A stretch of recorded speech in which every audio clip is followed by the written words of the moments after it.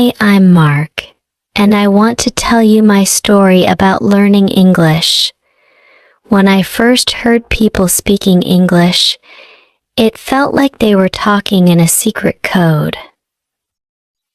The words sounded strange and confusing, and I couldn't understand anything. I felt lost and alone. But now, I can speak English well. I can talk to friends, read books, and even write sentences. It wasn't easy, but I made it.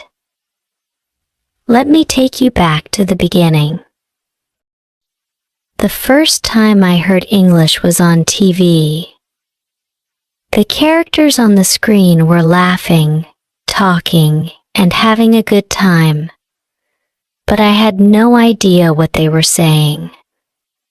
I wanted to be part of their world, to laugh and talk like them. But I couldn't, and that made me feel left out.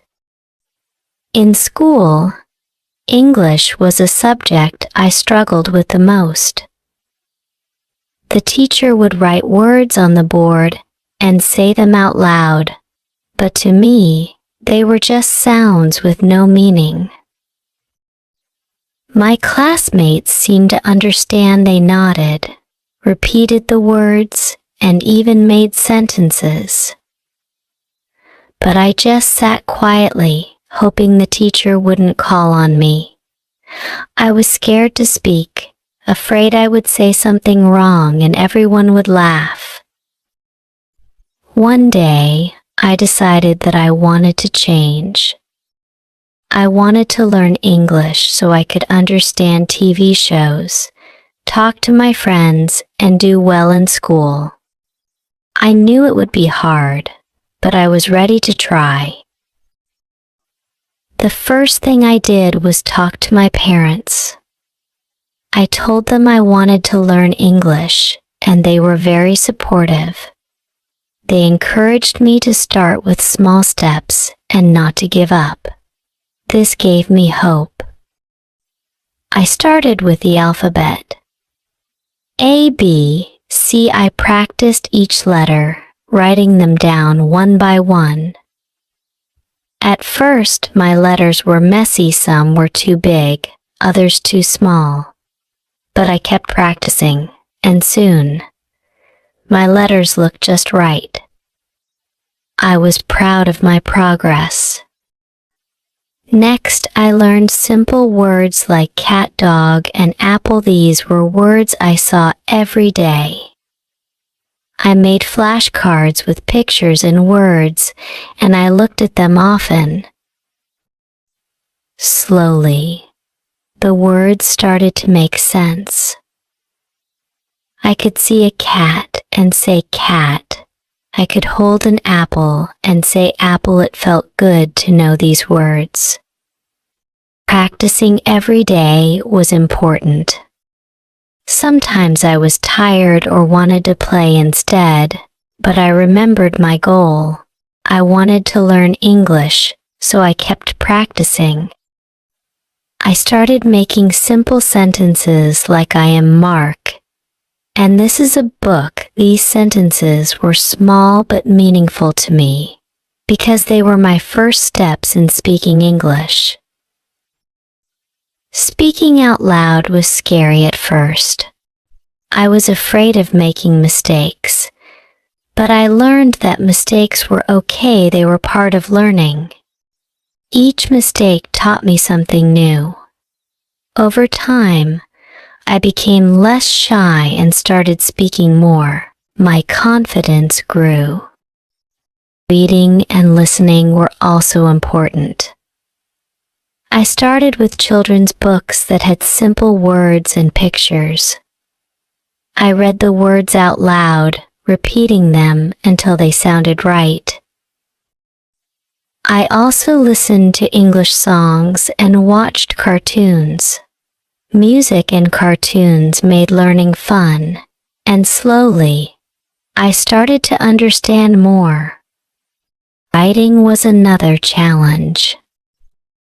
I began with simple sentences like "I like cats" and "Today is sunny," I wrote in a journal every day, paying attention to spelling. Some words were hard to spell, but I practiced and used a dictionary to check my work. Each day, my writing improved. I didn't try to learn everything at once. I focused on one thing at a time, which made learning easier. Each small step added up, and over time, I saw big improvements. I also joined an English club at school.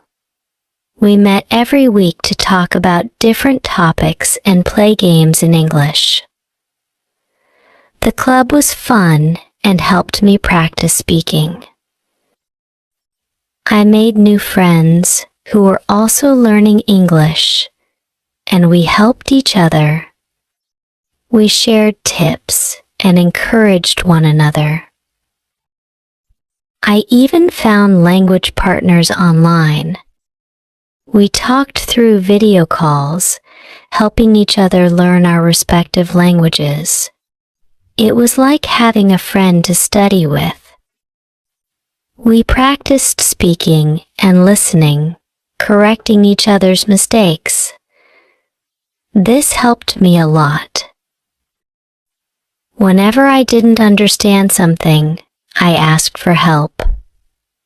My teacher, friends, and parents were always willing to help. They explained things to me and gave me tips and resources. Asking for help showed me that I didn't have to learn alone. Learning English changed my life. It opened new doors for me. I could talk to more people, understand more things, and I felt more confident. I was proud of my progress. Now, I want to help others. I want to share my story to inspire you. If you're learning English, know that you can do it. Start small, practice every day, and don't be afraid to make mistakes. Ask for help when you need it. And keep going even when it's hard. You can do it too, just like I did. Understanding articles was another significant milestone in my language learning journey. Articles like "a" and "the" might seem simple, but they play a crucial role in English. For instance, a cat refers to any cat, while the cat specifies a particular cat. Similarly, an apple could be any apple, but the apple indicates a specific one. Mastering these small words helped me construct more precise sentences. To reinforce my learning, I started journaling daily. Each day, I wrote simple sentences about my life, like "Today is sunny" or "I went to school." This routine not only improved my writing skills, but also allowed me to review and solidify the vocabulary I had learned. Writing about my day became a habit that brought me closer to thinking in English. Speaking practice was another critical part of my learning process. Writing sentences was one thing, but saying them out loud was a different challenge altogether. I knew I needed to practice speaking to improve my pronunciation and fluency. I started by talking to myself in my room, repeating the sentences I had written, like "I am Alex" or "This is a book." Hearing the words out loud made me more familiar with their sounds and helped me work on my pronunciation. Although it felt silly at first, I soon realized how valuable this exercise was. Next, I practiced speaking with my friends. They were very supportive and patient, understanding that I was learning.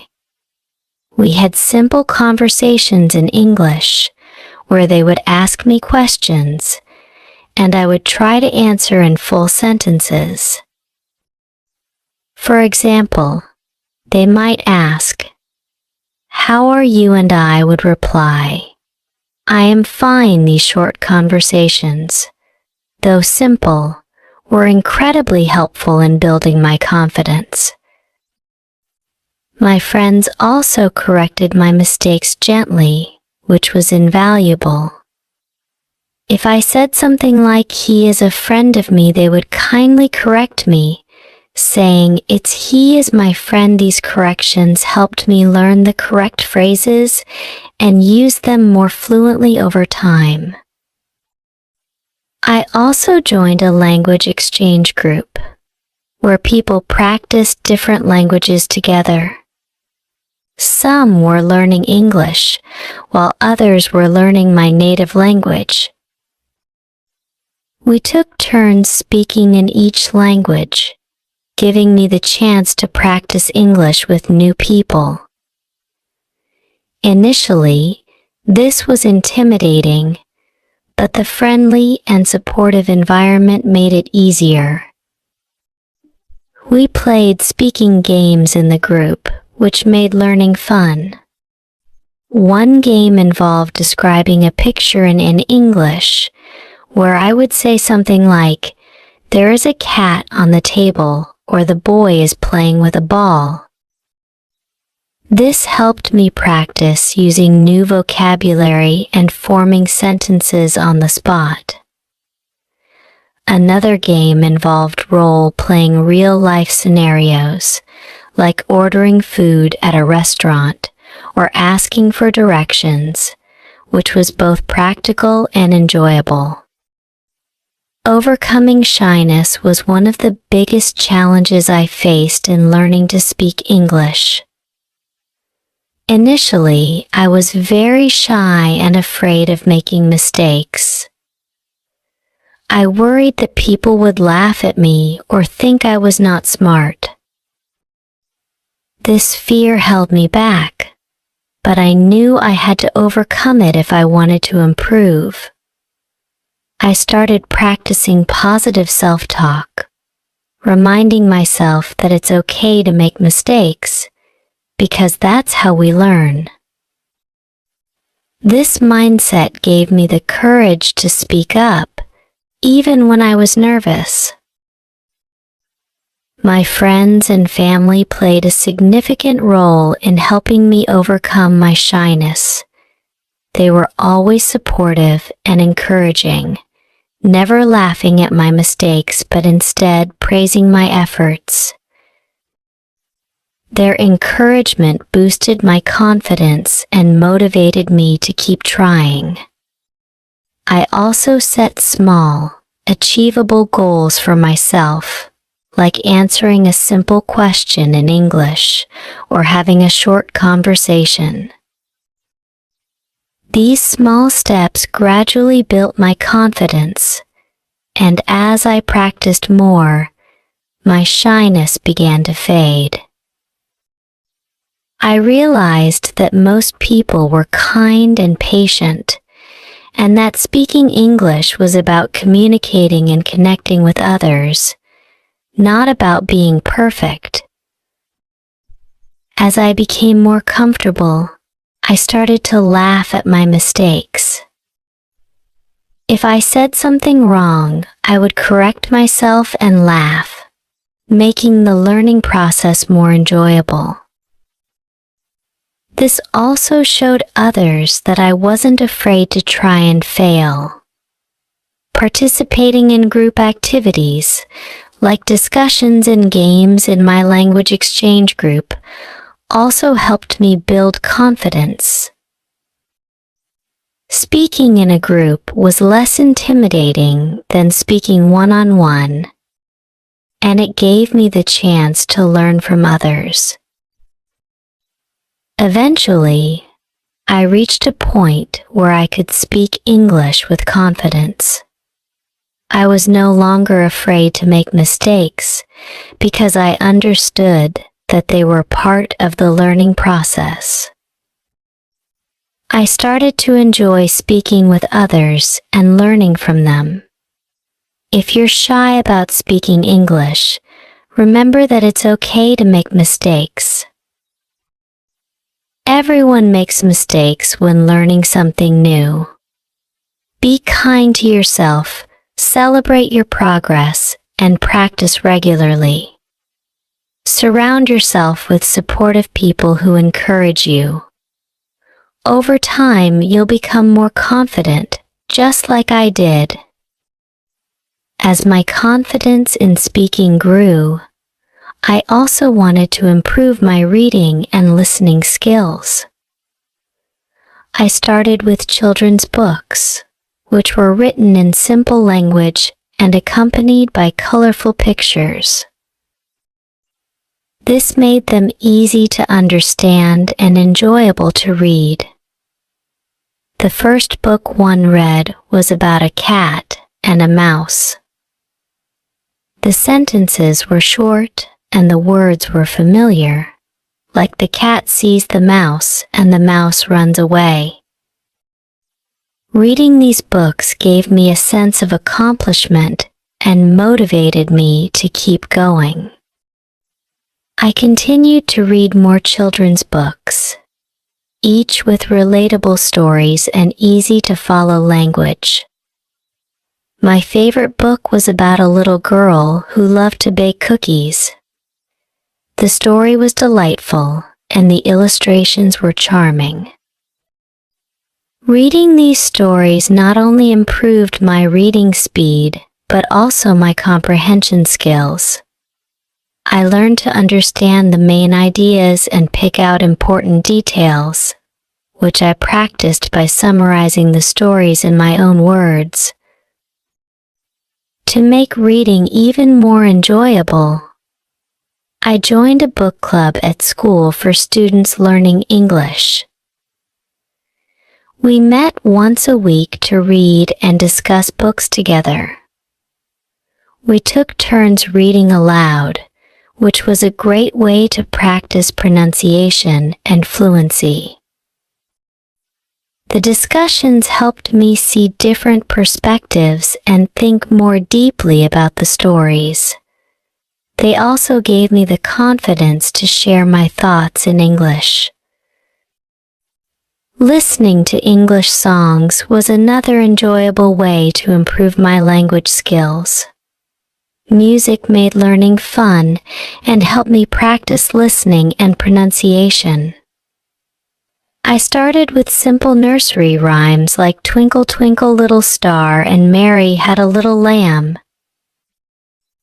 These songs were easy to understand and sing along with.